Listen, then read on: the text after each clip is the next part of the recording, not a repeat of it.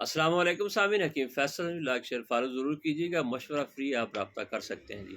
بواسیر کے لیے بہت سارے نسخے بتائے جاتے ہیں، اس کے اندر بنیادی وجہ دو ہوتی ہیں جی، ٹھیک ہے جی۔ ایک یہ ہے کہ آپ کے معدے کی خرابی، تیزابیت اور کھانے پینے کے اندر احتیاط نہ کرنا، اور دوسرا قبض۔ ان کا بہت ہی مختصر سے حل بتاتا ہوں، کوئی لمبا چوڑا نسخہ نہیں ہے۔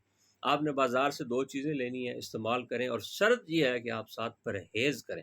پرہیز بہت ضروری ہے، پرہیز نہیں کریں گے تو کوئی قیمتی سے قیمتی دوائی بھی جو ہے آپ کو فائدہ نہیں دے گی۔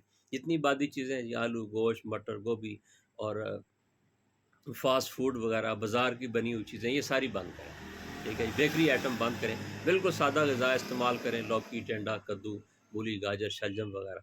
اور اس کے ساتھ آپ نے یہ دو کام کرنے ہیں۔ بازار سے ایک دوائی بنی ملتی ہے، اس کا نام ہے اطریف الملین، کسی بھی پنسار سٹور سے لے لیں، اطریف الملین۔